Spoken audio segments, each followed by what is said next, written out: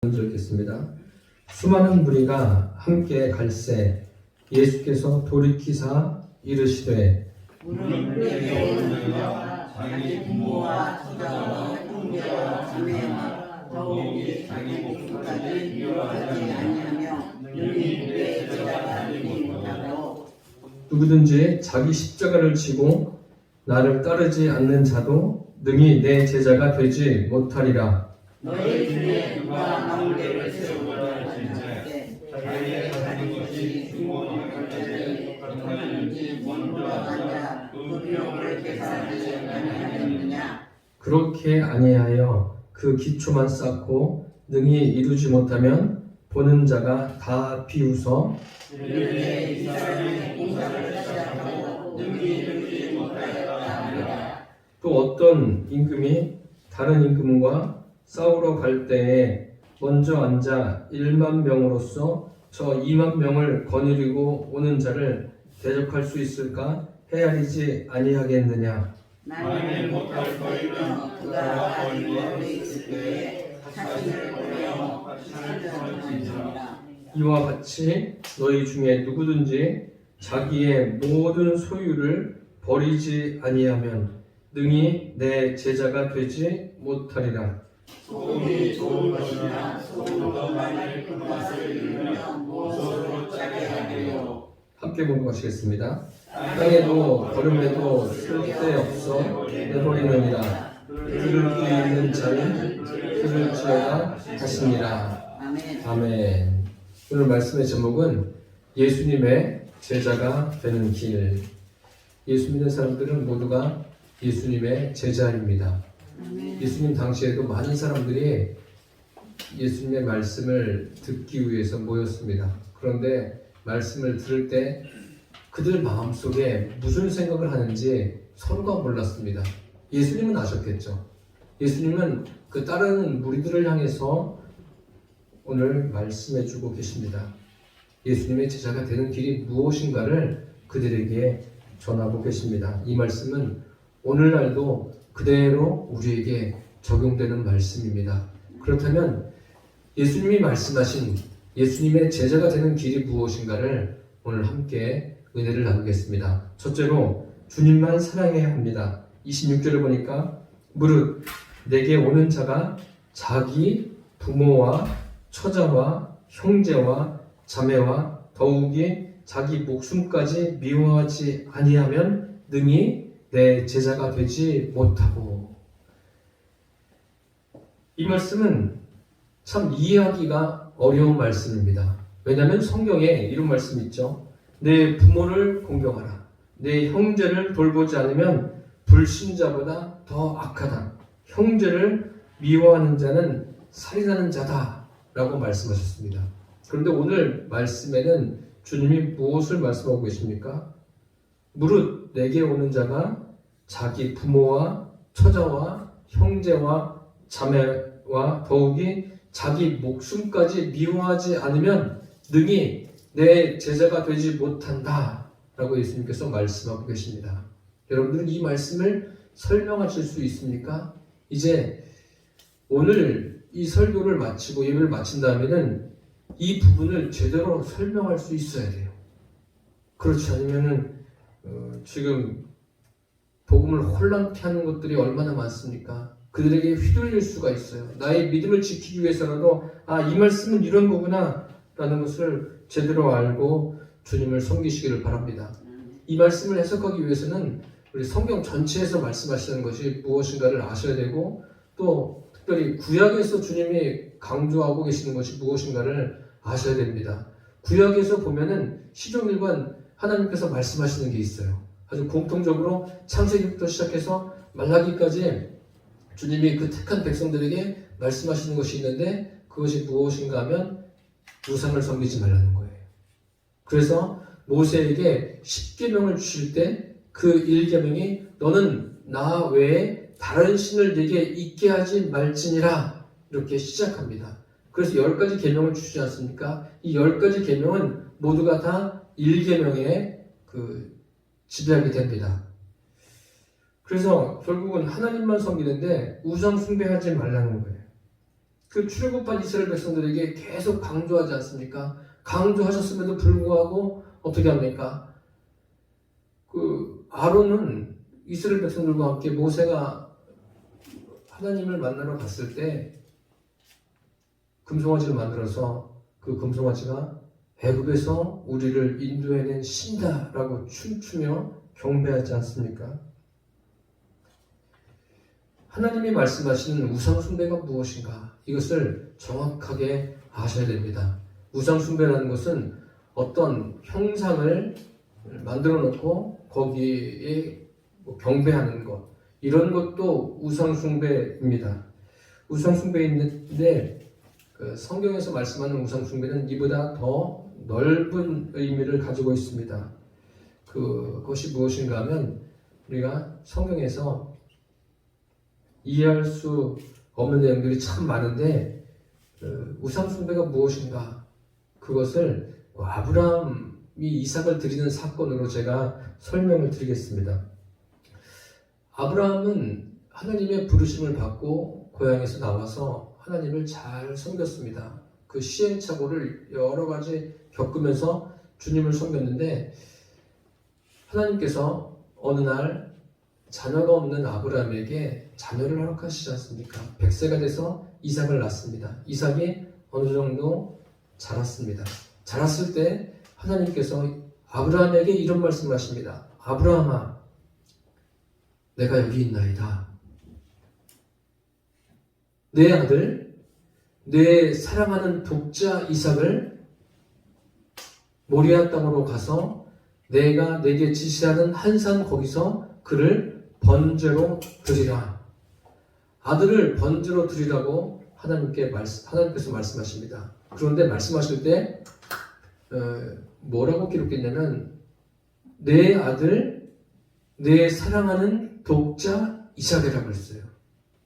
여러분, 제가 지금 왜 이런 말씀을 드렸는지 이해가 안 되실 텐데 조금 들어보면 이해가 되실 거예요. 내 아들, 내 사랑하는 독자 이삭. 아브라함이 하나님을 참 잘 섬겼습니다. 잘 섬겼는데 이삭이 없을 때, 자녀가 없을 때는 아브라함이 더 하나님께 집중했어요.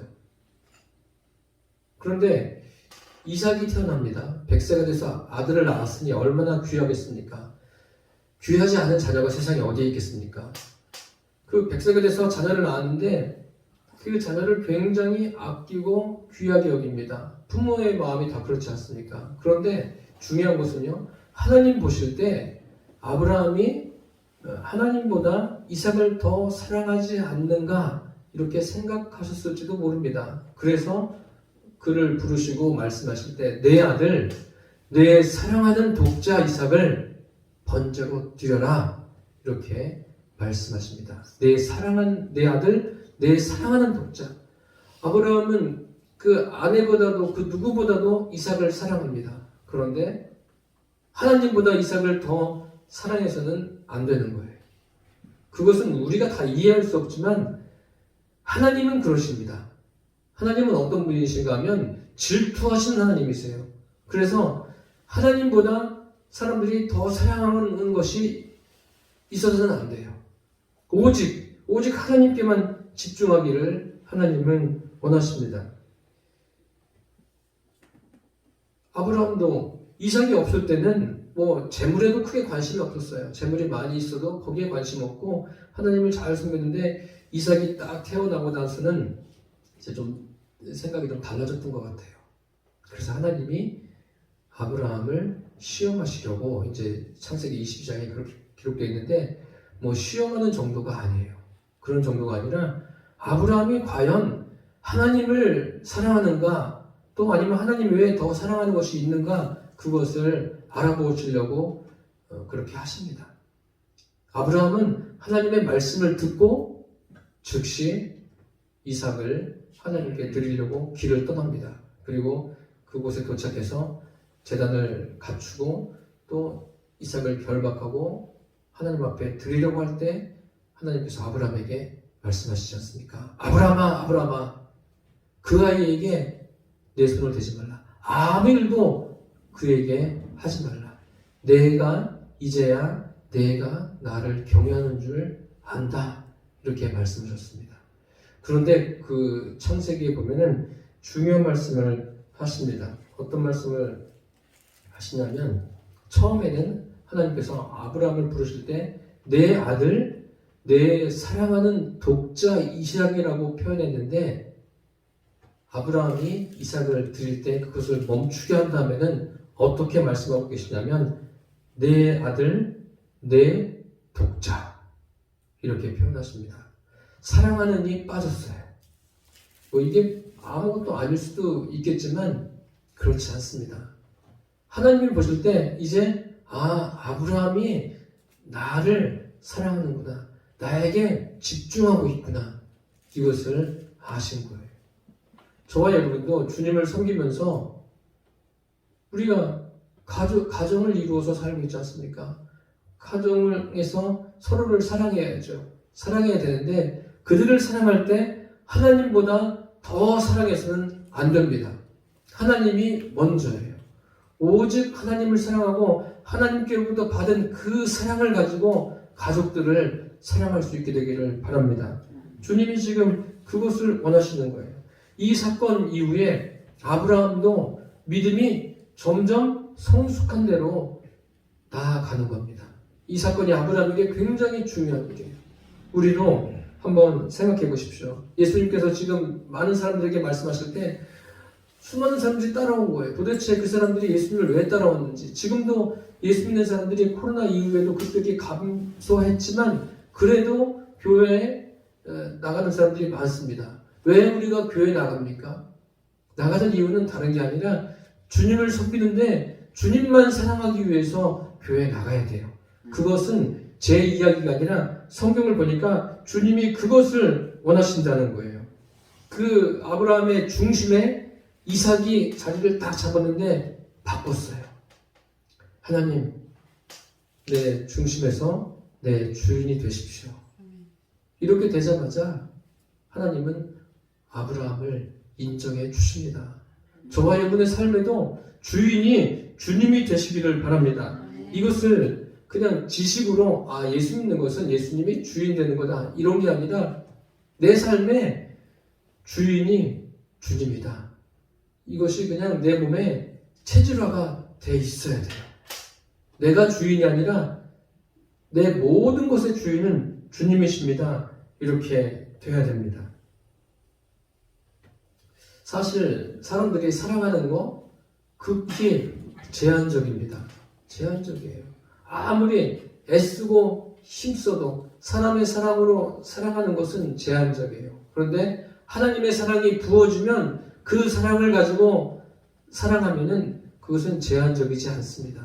그것은 참 불가능한 것도 가능하게 하고 어려운 것도 뛰어넘게 하는 그러한 능력이 있습니다. 그러니까 아브라함이 이삭을 드리니까 하나님께서 아브라함에게 이런 약속을 하십니다. 어떤 약속인가 하면 내가 네게 큰 복을 주고 내 씨가 크게 번성하여 하늘의 별과 같고 바닷가의 모래와 같게 하리니 내 씨가 그 대적의 성문을 차지하리라. 또 내 씨로 말미암아 천하 만민이 복을 받으리니 이는 내가 나의 말을 준행하였음이니라. 할렐루야. 내 씨가 복을 받게 된다는 거예요. 여러분 자녀가 잘 되기를 원하시지 않습니까? 그렇다면 첫 번째는 예수님을 내 삶의 주인으로 영접해야 돼요. 이런 일이 없다면은 그 인생은 잘 되는 게 없습니다. 사람들이 볼 때는 저 사람 좀 형통하게 됐네, 좀 이 사회에서도 알려진 사람이 됐네, 이런 정도지 하나님 보실 때는 아무런 가치가 없는 거예요. 그런데 아브라함이 이삭을 드릴 때 하나님은 아브라함에게 그 후손에 복을 주시는 것까지 약속을 하십니다. 이러한 약속이 아브라함에게만 국한된 것이 아니라 저와 여러분에게도 이러한 하나님의 은혜가 임하기를 축복합니다. 그래서 여러분들이 하나님을 잘 섬기는 게 뭐예요? 오직 하나님께만 집중하는 그런 믿음을 가지고 갈 때 여러분도 잘 되고 여러분들의 자손도 주님 안에서 번성하게 되기를 축복합니다. 이렇게 아브라함이 복을 받은 이유는 무엇입니까? 이는 내가 나의 말을 준행하였습니다. 하나님 말씀만을 따르는 거예요. 하나님 말씀 순종해서 손해볼 것 없습니다.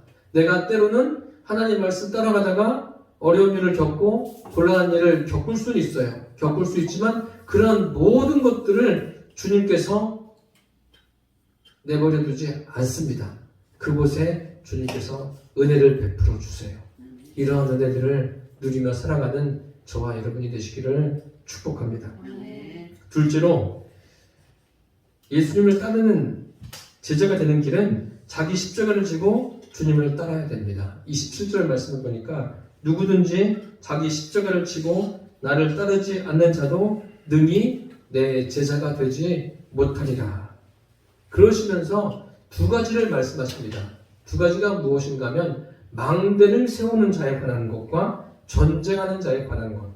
망대를 세우는 자, 어떤 망대는 그 앞을 내다보는 것 아닙니까?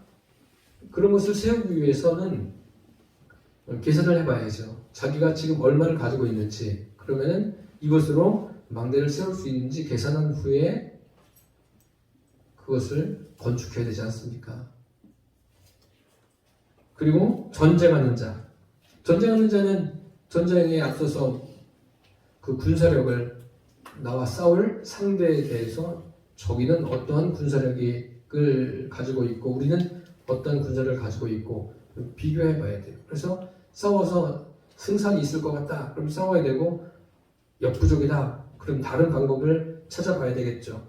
그런데 이 두 가지를 말씀하셔요. 예수님이 망대를 세우는 자와 전쟁하는 자에 대해서 말씀하시는데 이것이 결국 무슨 말씀입니까? 먼저 자기를 살피라는 거예요. 자기를 살피라는 것은 자신이 어떤 존재인가를 알아야 됩니다. 우리가 어떤 존재인가를 아셔야 돼요. 사람은요, 한없이 연약한 존재예요. 얼마나 연약한가 하면요, 제가 토요일 아침까지 괜찮았거든요. 그런데 토요일 날 오후부터 조금 이상하더니 밤부터 잠을 못 잤어요. 괜찮은데 그랬어요. 아내도 그렇고. 근데 아내는 지금 못 일어나요. 이런 정도로 연약해요. 제가 막 관리를 하고 내일 아침에 주일 예배 잘 드려야 되는데 코로나는 아니에요. 걱정하지 마세요. 코로나는 아닌데 몸이 안 떨어지는 거예요. 그러면서 무엇을 경험하게 되냐면 사람이 이렇게 연약하구나. 이렇게 연약하구나. 그런데 이렇게 설교하는 이 시간 이 주님의 말씀을 전할 수 있는 것은 주님의 은혜라고 생각됩니다. 예수님께서 이런 말씀하셨어요. 나는 포도나무요 너희는 가지니 그가 내 안에 내가 그 안에 거하면 사람이 열매를 많이 맺나니 나를 떠나서는 너희가 아무것도 할 수 없습니다. 할렐루야. 예수님이 말씀하셨어요. 나를 떠나서는 너희가 아무것도 할 수 없다. 그런데 예수 믿지 않는 분들 중에서도 아주 자신감이 넘치는 분들도 많습니다. 그래서 사회에 지대한 공헌을 하는 분들도 얼마나 많습니까? 그 사람들은 뭐예요? 나는 내 힘으로 무엇이든지 할 수 있어. 과연 그렇습니까? 그렇게 생각하는 거죠. 자기 나름대로, 자기 중심적으로 생각하다 보니까 내가 잠도 안 자고 열심히 이렇게 쓸 거 안 쓰고 시간 아껴가면서 열심히 노력해서 이러한 것을 이루었다. 이렇게 말할 수는 있죠. 참 그런 것도 본받을 만한 일이지만 하나님께서 그 사람에게 생명을 주지 않았더라면 그 일이 가능했을까요? 하나님께서 우리가 호흡할 수 있는 이러한 공기를 주지 않으셨더라면 가능할까요? 햇빛을 주지 않으셨더라면 가능할까요? 불가능한 거예요. 모든 것은 다 하나님께서 인생에게 은혜로 주신 것이라는 것을 잊지 않기를 바랍니다. 그 사람은 주님 없이는 살 수 없는 존재예요. 그것을 알아야 돼요. 내가 이렇게 연약한 존재구나. 주님 없이는 나는 잠시도 살아갈 수 없는, 주님 없이는 나는 내 힘으로 무엇이든지 어떤 일도 해결해 나갈 수 없는 그러한 존재라는 것을 깨닫게 되기를 바랍니다. 그런데 아직까지도 하나님이 어딨냐? 내 주먹을 믿어라. 내 지식을 믿어라. 내가 가지고 있는 것을 믿어라. 내 경험을 믿어라. 이렇게 이야기하고 있는 사람들이 참 많은데 그 사람들을 향해서 성경에 뭐라고 말씀하시냐면 어리석은 자는 그 마음에 이르기를 하나님이 없다 하도다. 그런 사람들은 뭐예요? 하나님이 뭐라고 그러셔요? 어리석은 거다. 하나님이 없다고 말하는 것은 어리석은 거예요. 그 예수님을 믿지 않는 사람들은 지혜자 같지만 지혜자가 아니라 어리석은 자라고 주님이 말씀하고 계십니다. 여러분 생각해 보십시오. 우리가 코로나를 겪으면서 또 전쟁도 주변에서 일어난 전쟁도 겪고 그리고 경제적으로 지금 굉장히 어려운 상황에 처해 있습니다. 사람들이 이 상황을 지금 벗어나려고 발버둥을 치고 있어요. 그래서 성경을 읽어보세요. 이 세상은요, 하나님께서 지금 간수하고 계신 거예요. 어떻게 간수하시냐면 마지막에 불로 심판하시기 위해서 지금 간수하고 계신 거예요. 주님이 오실 때는 이제 모든 게 다 정리가 되고 끝나는 겁니다. 모든 것이 다 하나님의 주권하에 있는 거예요. 사람이 발버둥 치고 어떤 계획을 세운다고 해서 그것이 풀어지는 게 아닙니다. 하나님이 풀어주셔야지 풀어진다는 것을 여러분 알고 살게 되기를 바랍니다. 무조건 내가 열심히 최선을 다해서 살면 잘한다 이게 아니에요. 그게 아닙니다. 다 하나님의 계획하심이 있어요.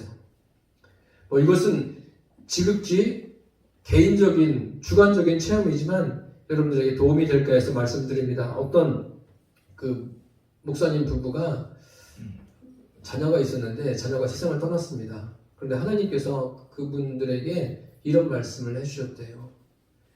둘째 아들이 세상을 떠났는데 얘야, 내 아들 지금 오지 않으면 천국에 갈 수가 없다. 지금 와야 된다. 그래서 내가 내 아들을 데려간다. 참 신기하지 않습니까? 그런 음성을 들었으니 얼마나 참 부모로서 마음이 힘들었겠어요. 그런데 하나님이 그들에게 그런 말씀을 주셨다는 거예요. 그것은 굉장히 일반화시킬 수는 없지만 주관적인 체험이에요. 주관적인 체험인데 그런 것을 통해서 우리가 알 수 있는 것은 이 모든 것을 주관하시는 분은 주님이세요. 그래서 우리는 주님 앞에 나는 참 연약한 존재구나. 주님 없이는 살아갈 수 없는 존재구나. 우리가 이 호흡하는 것도 그렇지 않습니까? 코를 꼭 쥐고 있어 보세요. 5분 이상 버틸 사람이 어디 있겠습니까? 우리는 참 유약한 존재. 이것을 알고 살게 되기를 바랍니다. 이것을 알면은 주님을 따르지 않을 수가 없어요. 주님의 제자가 되지 않을 수가 없습니다. 그 이스라엘 열왕기에 보면, 열왕기 상하에 보면 이스라엘 왕들의 그 행적들이 기록되어 있습니다.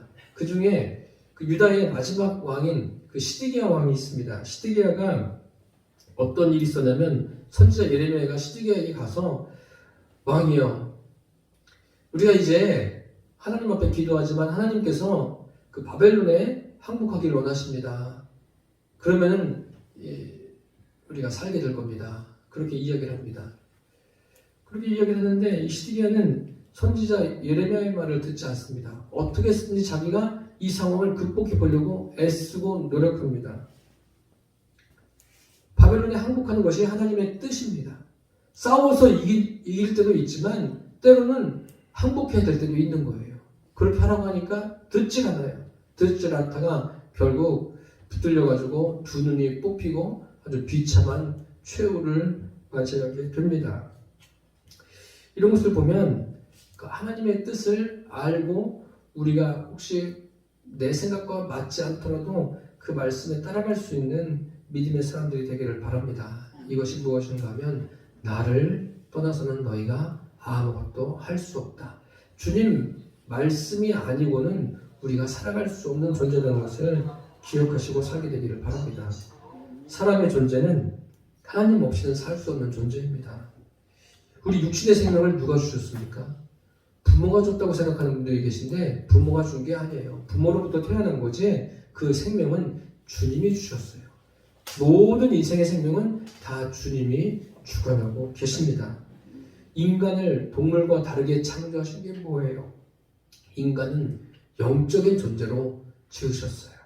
그래서 저와 여러분이 이 영이 하나님과 하나가 돼야 돼요. 그래야 그것이 구원입니다. 오늘 말씀을 보니까 주님께서 망대를 세우는 자, 전쟁에 나가는 자에 대해서 말씀하시는 이유가 있습니다. 그게 무엇인가 하면 현재를 살면서 미래를 생각하고 미래를 준비하라는 말씀이에요. 미래를 생각하고 미래를 준비하라고 하니까 사람들은 가장 먼저 생각하는 게 뭐냐면 돈을 준비해야지. 돈을 준비해서 미래 내가 어떻게 살 것인가 그것을 준비해야지 이렇게 생각하는데 그것도 필요한 거지만 주님이 지금 이 현재를 살면서 미래를 준비하라는 말씀이 무엇인가 하면요. 그것도 포함되어 있지만 그보다 더 중요한 것은 내 영혼의 미래를 준비하라는 거예요. 이 성경을 가만히 읽어보세요. 주님이 말씀하시는 초점은 우리 영혼에 관심을 갖고 계세요. 이 외형적인 것에 관심을 가진 것이 아니라 영혼에 관심을 갖고 계세요. 병든 자를 고치는 이유가 뭐예요? 그 영혼을 구원하기 위해서. 귀신을 내쫓는 이유가 무엇입니까? 그 영혼을 구원하기 위해서 주님이 그 일을 하고 계신 거예요. 주님의 관심은 오로지 우리 영혼이에요. 그래서 저와 여러분도 어디에 관심을 가져야 됩니까? 영혼에 관심을 가지셔야 돼요. 영혼에 관심을 가지시고 한 영혼 한 영혼을 위해서 기도하고 그 영혼들을 주님께로 이끌 수 있는 믿음의 사람들이 되기를 바랍니다. 영혼에 관심을 갖는 게 뭐예요? 관심을 가져도 그 영혼을 내가 이끌 수 있습니까? 아니에요. 주님 없이는 불가능한 거예요. 주님이 역사해 주셔야 됩니다. 우리가 어떤 문제가 생기면 당장 그 문제 앞에서 발만 동동 부르고 이거 어떻게 할까? 왜 이런 병이 생겼나? 왜 이런 문제가 나에게 왔나? 이렇게 생각하고 근심하고 걱정하는 게 앞서는데 그러지 마십시오. 사람이니까 육신을 입고 있으니까 근심도 되고 걱정도 되지만 그렇게 하다가도 돌이키십시오. 어디로요? 이 일을 통해서 주님이 원하시는 게 무엇인가? 주님이 내 영혼에 저 사람 영혼에 원하시는 게 무엇인가? 그것을 볼 수 있기를 바랍니다. 우리가 큰 병에 걸리고 중한 병에 걸리면 당황하지 않습니까? 당황하고 대부분 그렇게 말해요. 왜 내가 이런 일을 겪어야 되나? 한 가지예요. 성경을 놓고 보면 그 모든 게 뭐냐면 주님은 그 인생이 겪는 모든 일들을 통해서 주님과 가까워지기를 원하십니다. 그렇게 하시려고 그 일을 주시는 거예요. 목표가 누구예요? 목표가 주님이십니다. 여기 자기 십자가를 지라고 했어요. 인생마다 져야 되는 십자가가 있습니다. 주님이 대신 지시는 게 아니라 내가 져야 되는 십자가 내가 지고 가는 거예요. 지고 가는데 그것을 누가 감당하게 하십니까? 주님이 감당하게 하셔요. 우리가 나는 주님을 떠나서는 아무것도 할 수 없어. 이런 믿음을 가지고 가면 내가 지고 가는 그 십자가를 주님이 감당하게 하십니다. 그러한 은혜들을 누리게 되기를 축복합니다. 그래서 우리가 예수님을 따라야 되는 이유를 아셔야 돼요. 그게 무엇입니까? 주님만이 나의 모든 것을 알고 계십니다. 주님만이 내 인생의 모든 것, 이 땅에 있는 모든 사람들의 그 삶을 주님만은 명확하게 알고 계십니다. 그래서 저와 여러분이 날마다 나의 십자가를 지고 주님을 따라가야 합니다. 그게 예수님의 제자가 되는 길입니다. 끝으로 자기의 모든 소유를 버려야 합니다. 오늘 말씀 읽다 보면 참 이해가 안 되시죠? 부모를 사랑해야 되는데 부모를 미워해라. 자기의 목숨까지도 미워해라. 또 자기 십자가를 지고 나를 따르지 않는 자는 내 제자가 될 수 없다. 그리고 오늘 말씀 33절에 보십시오. 이와 같이 너희 중에 누구든지 자기의 모든 소유를 버리지 아니하면 능히 내 제자가 되지 못하리라. 모든 소유를 버리라고 했어요. 여러분 이런 말씀 읽으면 그냥 성경을 확 덮어버리고 싶죠. 이해가 되세요? 이런 말씀들이 도대체 이게 무슨 말씀인가? 모든 소유를 버리라. 이것을 다시 말씀드리면 모든 소유의 주인이 누구라는 거예요? 주님이신 걸 알라는 거예요. 내가 소유하고 있는 여러 가지가 있지 않겠습니까? 사람마다 소유한 게 다 달라요. 다른데 그러한 모든 소유가 누구의 것이라고요? 주님의 것이에요. 욥이 그러지 않았습니까? 내가 모태에서 어머니 뱃속에서 적신으로 나왔으니 적신으로 가는 게 맞다. 빈 몸으로 나왔으니 빈 손으로 가는 게 맞다. 욕만 그랬나요? 예루살렘 왕 전도자, 지혜자도 전도서에 그런 말씀 기록해 놓지 않습니까? 우리는 내가 소유하고 있어도 주인이 내가 아니에요. 모든 것의 주인은 주님이십니다. 그것을 아셔야 돼요. 모든 사람이 자기의 소유를 완전히 버릴 때가 있어요. 이것은 자이든 타이든 관계없이 다 버릴 때가 있어요. 언제 버리죠? 떠날 때는 뭐 소유할 수가 없어요. 그냥 버리고 싶지 않아도 다 놓고 가는 거예요. 떠나면서 뭐 가지고 가는 사람은 없지 않습니까? 죽을 때는 다 놓고 가요. 이 말씀, 모든 소유를 버린다. 버릴 수 있는 것은 자기 자신이 죽을 때만 가능해요. 그래서 사도 바울이 이런 말씀을 했습니다. 형제들아, 내가 그리스도 예수 우리 주 안에서 가진 바 너희에 대한 나의 자랑을 두고 단언하노니 나는 날마다 죽노라. 사도 바울의 자랑거리가 뭐예요? 내가 이러한 가문에서 태어났다. 내가 이러한 학식을 갖고 있다. 내가 이러한 재물을 갖고 있다. 그게 아니라 사도 바울의 자랑은 주님 안에서 날마다 죽는 게 그의 자랑거리였습니다. 이것은 뭐 하루아침에 되진 않습니다. 그렇지만 저와 여러분이 본받아야 될 그 길이에요. 따라야 될 길입니다. 사도 바울은 자기의 소유를 완전히 버린 사람이에요. 자기가 소유하고 있는 여타의 것들을 배설물로 여긴다라고 고백했습니다. 결국 버려야 살 수 있고 버려야 예수님의 제자가 될 수 있습니다.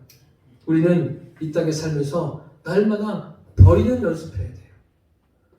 뭐 나이가 들면서 대부분 그러지 않습니까? 대부분 주변 정리를 하지 않습니까? 자기가 소유한 것도 이제 정리하고 그래서 간단하게 준비하고 그렇지 않으면 정리하지 않으면 어떤 일이 생깁니까? 나중에 떠나고 나면 남은 사람들이 참 바빠져요. 그래서 살아있을 때 또 정리해야 될 것은 잘 정리할 수 있게 되기를 바랍니다. 바나바와 삭개오 경우가 그러지 않습니까? 바나바도 자기가 판 것을 사도들에게 맡겨서 하나님의 나라를 위해서 사용해 주십시오. 삭개오도 예수님을 영접했을 때 자기의 소유를 이렇게 하겠습니다 라고 이야기하지 않습니까? 이것은 무엇을 의미하는가 하면 이제 내 삶의 주인은 주님이십니다 라는 고백입니다. 여러분, 저와 여러분의 삶에도 주님이 주인된 그런 삶이 되시기를 축복합니다. 바나바 삭개오도 자기가 소유한 게 얼마나 많습니까? 그런데 그것이 그들의 자랑거리가 아니었습니다. 우리는 내가 소유한 그 지식도 명예도 물질도 다 버려야 됩니다. 버려야 된다고 해서 뭐 그게 쓸데없다는 이야기가 아니라 그 모든 것의 주인이 주님이시라는 말씀입니다. 내가 가지고 있는 지식, 내가 가지고 있는 어떤 소유물들, 내가 가지고 있는 여러 경험들, 그것을 다 갖게 하신 것은 주님이세요. 그것을 알고 살게 되기를 바랍니다. 내 인생에 이런 버리는 과정이 필요해요. 버린 만큼 주님의 은혜가 우리에게 임하는 거예요. 그런데 버리지 못하면은 참 큰 낭패를 봅니다. 버리지 못해서 낭패를 본 사람 중에 한 사람을 소개하면 출애굽기에 등장하는 애굽왕 바로입니다. 하나님께서 애굽에 10가지 재앙을 내리신 건 알고 계시죠? 그 재앙을 내리신 이유가 무엇입니까? 바로야, 너도 애굽 사람들도 너희들이 소유한 것 다 버려라. 재앙이 임해도 버릴 것 같은데 버리지 않아요. 결국은 못 버립니다. 왜 못 버려요? 그게 그들의 주인이 된 거예요. 우상 숭배하는 것도 버리고 너희들이 의지하는 것도 다 버리고 너희들도 나만 섬겨라. 이렇게 주님이 원하셨음에도 불구하고 애굽왕 바로는 그렇게 하지 않았어요. 끝까지 자기 중심적인 삶에서 벗어나질 않았어요. 그러다 결국 그들은 멸망의 길로 가지 않았습니까? 우리는 날마다 버리는 연습을 하시기를 바랍니다. 그리고 버리는 것이 끝이 아니에요. 버린 다음이 중요해요. 버리면 어떻게 돼요? 버린 만큼 비워지지 않습니까? 빈 곳을 채워야 돼요. 무엇으로 해요? 성령의 능력과 하나님의 말씀으로 채우시기를 바랍니다. 그것을 주님이 원하십니다. 복음이 무엇입니까? 지난주에 제가 설명드렸죠. 복음은 성령 세례가 복음인 거예요. 성령님이 내 안에 주인으로 들어오시는 것이 복음이에요. 그렇다면 날마다 그분이 주인 됐으면 그분의 주인됨을 인정하면서 사는 것이 그리스도인의 삶입니다. 말씀으로 주님이 나의 삶을 인도해 줄 것을 기대하며 살아가는 거예요. 사랑하는 성도 여러분, 예수님의 제자가 되는 길은 주님만 사랑하고 자기 십자가를 지고 자기 모든 소유를 버리고 주님을 따름으로 제자로서의 삶을 살아내며 많은 영혼을 주님께로 이끄는 것입니다. 이러한 삶을 살아감으로 저와 여러분이 주님 앞에 섰을 때도 잘했다 칭찬받는 그리스도인 되시기를 축복합니다. 기도하겠습니다. 살아계신 주님, 예수님의 제자가 되는 길이 무엇인가를 누가복음 말씀을 통해서 함께 나누었습니다. 우리가 주님만 사랑하고 자기 십자가를 지고 주님만 따르게 하여 주옵소서. 그리고 우리의 모든 소유를 버릴 수 있는 그러한 믿음의 사람들 되게 하여 주옵소서. 버린 그곳에 주님의 말씀과 성령의 능력으로 채워져서 우리의 삶이 넉넉하게 감당되어지게 하여 주옵소서. 예수님의 이름으로 기도드립니다. 아멘.